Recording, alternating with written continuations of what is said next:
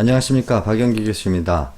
지난 영상에서 제가 개인 투자자들은 주식 투자에서 처음 시작한다면 실패할 가능성이 굉장히 높다. 특히 시간이 없어서 충분히 공부하거나 주식 투자에 대해서 경험이 아직 모자라고 이런 분들 입장에서 주식 투자가 굉장히 어렵다. 그러나 장기적으로는 주식 투자가 다른 재테크 수단보다 높은 수익률을 주기 때문에 결코 외면해서는 안 될 것입니다. 그래서 주식 초보자라고 하더라도 또 주식을 많이 경험하면서 실패를 맛본 분들에게 가장 쉽게 또 확실하게 돈을 벌 수 있는 방법을 오늘 소개해 드리려고 합니다. 가장 쉽게 돈을 벌 수 있는 방법은 1등주에 분산 투자하는 것입니다. 1등주에 장기로 분산 투자해서 기다리면 이길 확률이 거의 100%라고 생각을 합니다. 자, 여러분들에게 지금 제가 말씀드린 내용을 증명하기 위해서 여기 데이터를 가지고 나왔습니다. 2000년에 여러분들이 각 업종에 우리나라를 대표하는 업종 10개를 꼽고 그 업종의 1등주라는 것은 당시로 시가총액이 가장 큰 주식을 말씀드리는 것입니다. 시가총액이라는 것은 주가 곱하기 주식수, 즉 시장에서 차지하는 비중이 업종에서 가장 큰 주식을 골라서 10개 업종에서 이들 1등주에 투자해서 2000년에서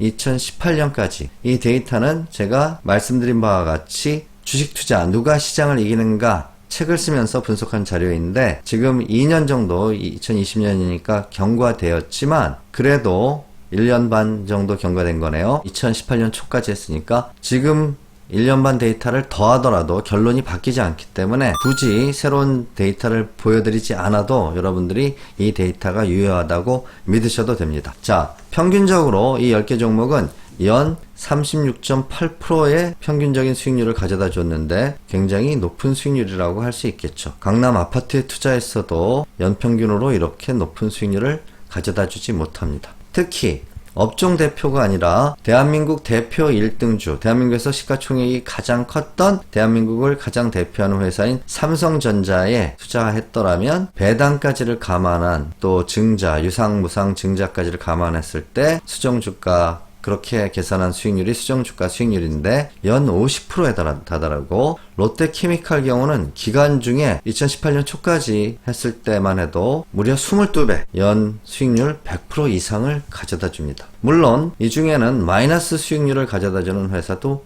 있습니다. 현대건설은 마이너스 90%의 처참한 수익률을, KT는 마이너스 83%를 기록했습니다. 그 이유는 차차 설명드리기로 하고, 이 화면에서 왜 기업은행이 은행을 대표하는 회사냐? 물론 KB나 그 당시에 국민은행, 신한이 그 당시에 신한은행이 기업은행보다 시가총액이 큰 주식이었습니다. 그러나 국민은행은 지금 KB금융지주죠, 회사가. 또 신한은행은 신한금융지주회사가 상장되어 있고 거기에는 보험사 다른 계열사들이 많이 들어가 있죠. 즉 20년 전에도 은행이었고 지금도 같은 은행으로서 존재하는 종목, 즉 인수합병 없이 같은 순수한 기업 내용이 동일한 회사를 찾다 보니까 금융에서 기업은행이 들어오게 된 것입니다. 의약품은 지금은 삼성바이오도 있고 또 셀츄리온도 있지만 20년 전에는 유한양행이 시가총액이 가장 큰 종목이었다. 통신은 지금은 SK텔레콤이 더 큰 회사지만 당시는 시가총액이 KT가 더 컸다라는 것도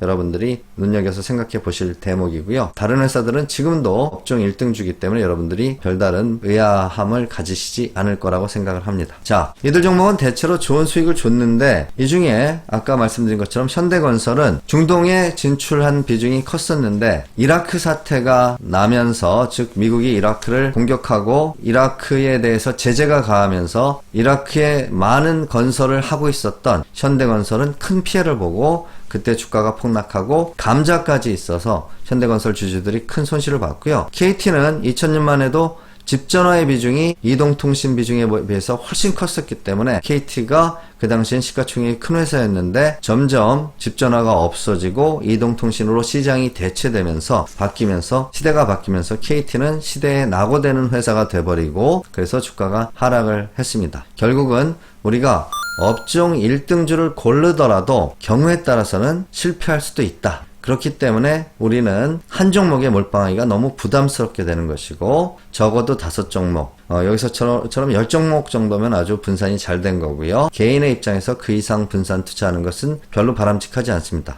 결국 지수에 투자하는 거 비슷하게 될 테니까요. 자, 단기 투자에 비해서 장기로 기다리는 것이 왜 필요한가를 또 코스피 지수만 가지고 제가 한번 실증 분석 사례를 제시해 보겠습니다. 이 자료는 삼성자산운용에서 분석한 자료를 제가 책에서 인용한 것인데요. 만약에 누군가가 코스피에 평균적으로 지수에 투자를 하면 하루 투자했을 때는 이길 확률이 반, 손실 볼 확률도 반입니다. 51%, 49%니까요. 그러나 투자 기간을 1년으로 늘렸을 경우에는 얘기가 좀 달라집니다. 투자 기간이 1년이 돼버리면 손실 확률은 34.6%로 확 줄어듭니다. 즉 이길 확률이 65%로 많이 올라간다라는 뜻이죠.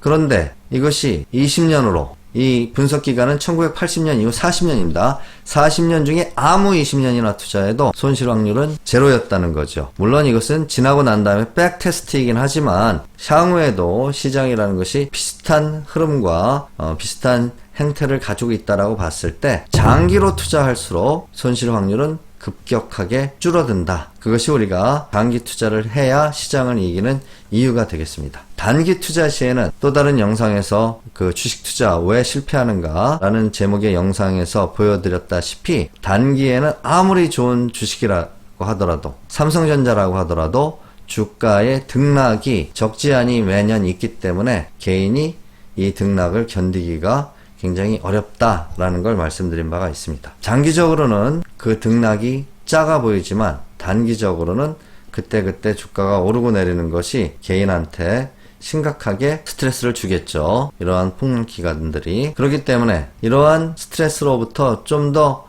견디기 쉬워지려면 아까 말씀드린 대로 분산을 하게 되면 서로 간의 변동성을 서로 잡아먹어 주기 때문에 결국은 변동성이 훨씬 적어지죠. 그래서 각 종목의 분산이 오른쪽에 보이는 각 종목의 점선이라고 한다면 이 10종목의 분산 투자한 그래프가 이 빨간색 그래프죠. 이 빨간색 그래프는 꾸준하게 수익을 주고 2008년에 잠깐 하락이 있었지만 대체로 2014년에도 잠시 하락이 있었지만 대체로 꾸준하게 수익률이 올라간다는 것을 우리가 알 수 있습니다. 또 각 종목의 변동성에 비해서 분산 투자한 포트폴리오의 변동성은 훨씬 변동성이 작다는 것도 알 수 있습니다. 그러나 이렇게 1등주에 장기 분산 투자하는 게 굉장히 손쉬운 투자 방법인데도 실제로 실천하기는 쉽지 않습니다. 금융위기 직후, 금융투자 직후가 아니라 금융위기 직후인 2009년 말에 1000만 원을 가지고 여러분이 이 10종목에 분산 투자를 했다고 칩시다. 하려고 했었다고 칩시다. 이 10종목에 분산 투자하려고 그러면 각 종목에 100만 원씩 투자하는 건데 삼성전자는 한 주밖에 못 사고요. 당시 주가로. 현대차는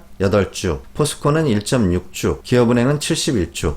이렇게 쪼개서 종목을 사기가 굉장히 짜증나는 일이 되겠죠. 그래서 이것을 실천하기가 어려울 수 있습니다. 그럼에도 불구하고 어차피 한번 투자해서 중간에 변동도 없을 거니까 한번 하지 금액으로 주문낼 수도 있는데 라고 실천을 한다면 이렇게 대표적인 업종 7, 8개 또는 10개의 분산 투자를 하면 상당히 분산 투자하면서 1등주를 고른다면 코스피 200 종목에 투자하는 것보다 훨씬 좋은 수익률을 얻을 수 있을 것입니다. 그런데 본인이 이렇게 나누어서 분산 투자하는 게 힘들다. 그럴 때는 패시브 펀드인 인덱스 펀드나 또 인덱스를 그대로 추종하는 ETF, Exchange Trade Fund는 지수를 종목처럼 거래하도록 만들어 놓은 상품입니다. 여기에 투자한다면 여러분들이 종목을 하나하나 고르는 시간과 노력을 절감시켜 주죠. 그리고 분산을 통해서 여러 종목에 투자해 주기 때문에 변동성이 낮아지는 장점이 있습니다. 더더군다나 이 인덱스 펀드나 ETF는, 특히 ETF는 수수료가 굉장히 낮기 때문에 실제로 개인이 매매를 하는 것보다 비용 면에서도 오히려 적게 발생을 합니다. 액티브 펀드는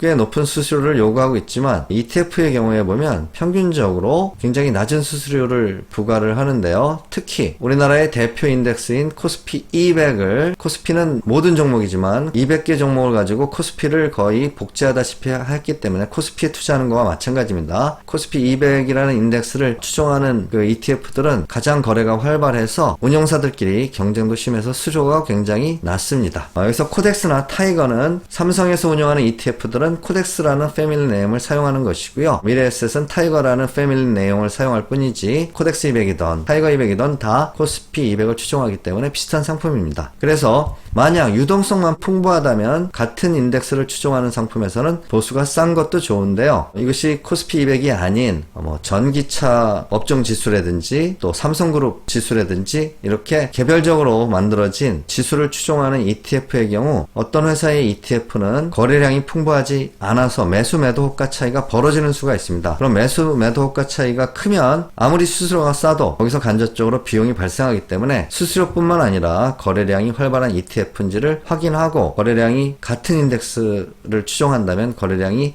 높은, 유동성이 높은 ETF를 고르는 것이 맞다라고 생각을 합니다. 자, 오늘 말씀드린 내용을 요약하면 가장 쉬운 투자는 우량주, 특히 업종을 대표하는 1등주에 장기적으로 분산 투자하는 것이다. 그렇게 되면 삼성전자 2000년 한 해의 그래프에서 변동성이 견디기 힘들다는 걸 보여드렸다시피 한 종목 한 종목에서의 변동성 때문에 우리가 좋은 종목을 포기하게 되는 그 리스크를 굉장히 줄여줍니다. 그래서 장기적으로 이길 확률을 높여줍니다. 다만 이러한 투자는 분산이기 때문에 변동성이 적다라는 건 그의 한 해 한 해의 수익률이 그렇게 높지 못하겠죠. 그래서 재미없고 또 높은 수익률을 얻으려면 시간을 충분히 기다릴 수 있어야 됩니다. 그런데 젊은 분들은 또는 여러분들이 자식을 위해서 투자한다면 이런 투자가 굉장히 적절합니다. 그런데 내가 지금 40이고 50이고 앞으로 10년 안에 주식을 통해서 어느 정도 큰 수익률을 내고 싶다. 그렇게 10년도 작은 기간은 아니죠. 근데 3년, 5년 안에 수익을 크게 내고 싶다. 이렇다면 분산 투자, 장기 투자가 적절하지 않죠. 그럴 경우에는 직접 투자를 해야 되고